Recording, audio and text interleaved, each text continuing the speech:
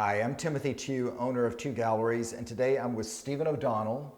Stephen lives in Portland with his wife Gigi and his dog Nicholas, who they're a little concerned about because he's in doggy daycare, right? He's okay. But okay, he's okay. Anyway, Stephen found me last year. He sent me a book of his paintings, and I was intrigued. I thought they were beautiful. Always the question I have to ask myself is, can I sell them? But we were working on this figurative show, and I thought it would add a really interesting element. So Stephen was able to make a few paintings and provide us with some others because you had a show last year in Portland. And so anyway, Stephen's here. So Stephen, basically you use kind of an old master technique. I call it a Dutch technique, but tell us a bit about the actual painting technique. And you're self-taught primarily? I'm totally self-taught, yeah.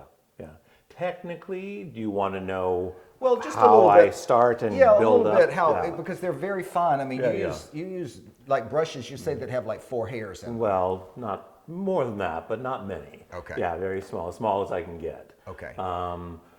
Basically, I composed. I get ideas sort of out of the blue. I don't plan much.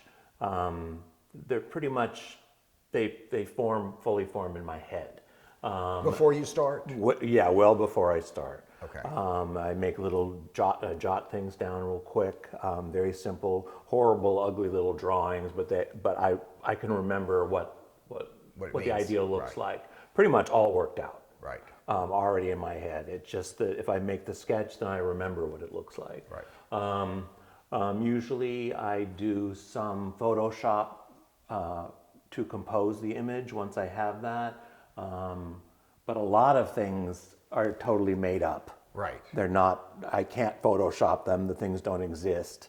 So once I do that, I print it out, grid it, and then grid onto the painting, draw out the image from the original Photoshop composition, and draw out the image, and then put a wash of thinned down yellow paint over it to preserve the image, the drawing, because so the drawing doesn't get lost in the process. But it also is this bright underpainting that tends to show through a lot. Get a light to it, and it right. makes a kind of a vibrancy to the Right. painting. And then I just work in very, very thin layers of acrylic, watered down and with medium to make sure they're strong. And just build up. And how did you learn to paint since you're self-taught? I mean, did you take any classes or did you? Nope. Wow. Yeah, I just figured out what worked for me and just kind of went with that. And what did you do before you were a painter? Or have you been a painter? Yeah, all I've your always life? been. Yeah. Wow. Since childhood. Wow. Yeah. Okay, Yeah. so- when I was a teenager, I was actually doing oil paintings, like portraits of my mom's friends that she would, hire me out. And Right. things like that. Yeah, but I was always the artistic kid in school. Wow. So you've been yeah. doing this. Okay. So it wasn't like you made a transition from one No, career to another. no. So let's talk about the imagery. We've got the homoerotic imagery, male nudes, and then we have these. This could be you, or it may be. It is. Yes, Yeah. a man in a dress, Yeah. done in an early 19th century style. Here we've got more of an 18th century. So you've got a fascination with iconography that kind of dates from 200, 250 years ago, and then this kind of modern presentation. So talk to us about that. Well, I've always been interested in history. The art that inspired me, that I feel taught me as an artist, was 18th, 19th century portraiture, and costume history, and royalty, and all those kind of rarefied things. And so that's how I learned. And so it was once. Well, the thing is I had, like I said, I had been an artist since I was a child, and it was expected I'd go to art school when I got out of high school, and I was so, in a way, pigeonholed as an artist that it's like Already? Yeah, it's like, but I have other things I want to do. Right. Because art school would have made you do other things. Well, that too, but I also had things totally unrelated to art. Okay. Like fashion design and Right. singing and things that I wanted to do. Okay. Maybe I wanted to do those as my career, not be an artist. Right. And so I stopped doing art for a Okay. long time. I'd been, like I said, doing portraits of real people or movie stars, because that's what everyone appreciated that I could do so well. But so then I stopped. I moved to San Francisco, and I did some costuming, I did some professional singing, and didn't do art for a decade. Okay. But then when I started up again, it's like, okay, that's the kind of thing I loved when I was a kid. I'm just going to do that for myself. And that's how I moved into a career, Okay. because I sort of started making art that was true to me. Right, Yeah, and that is so important. You were mentioning to me earlier that you love portraiture, and I love portraiture as well, as you know. Talk to me a bit about using yourself as a model and how that came about, or what that represents, or... Well, as I believe I said also, I learned to paint, since I'm self-taught, from looking at, famous portraits in, history books. Can I ask you why you were so fascinated by portraiture, though? Do you know why that was? Was it character, you think, is a lot of it? I have no idea.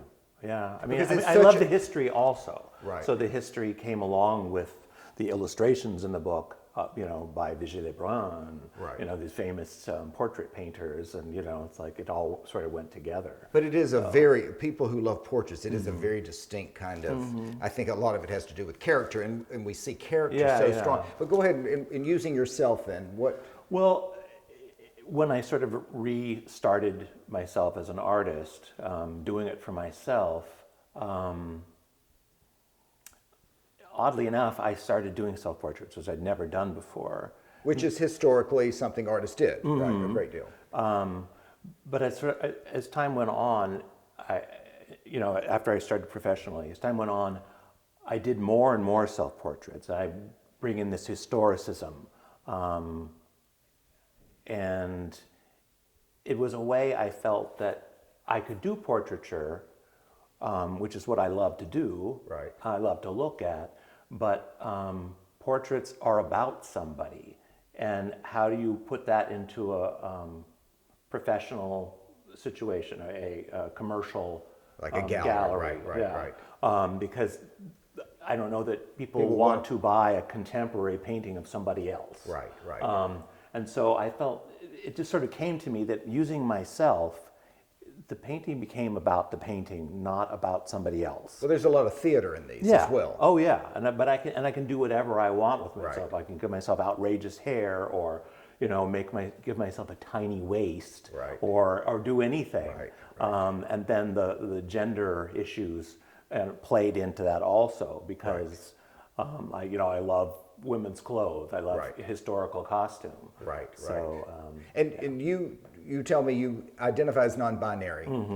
Tell us exactly what that means. well, it's just... Or for you, what it means. For me, what it means is that I feel like I'm somewhere between male and female. I don't feel a need to choose like some people do. Some people identify as transgender, and it's like they feel like they're not in the right body and they need to do something to get themselves someplace else. I don't feel that need.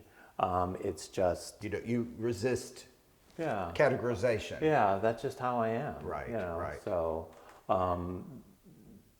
without getting too personal, the sexuality, why I'm attracted to the beautiful male form is part of that also. Right. So, Right, because this is definitely homoerotic in that sense. It's and it's beautiful. So really, you're very focused on beauty. Yeah. I mean, Oh, not yeah. that all artists, but there's a heightened sense of beauty in your work. Yes, yeah.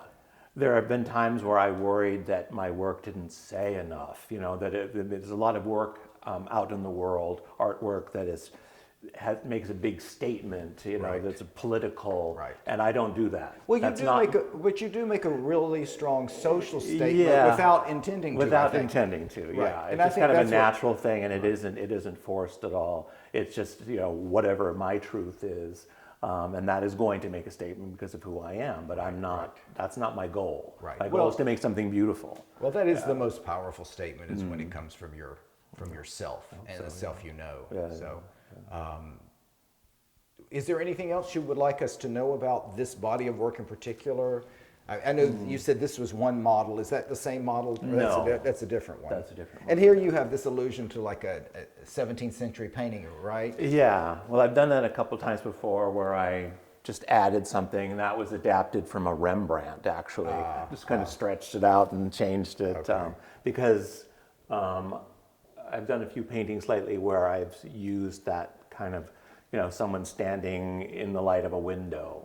And I'll probably do more like Well, that. the light is really beautiful in your work, Oh, and thank you. we're gonna wrap this up because people, they don't want to listen to us that long. But thank you very much for the beautiful work, and it's wonderful to have you here, and it's wonderful to have this expression added to all the others. And I hope people will take time to come see this.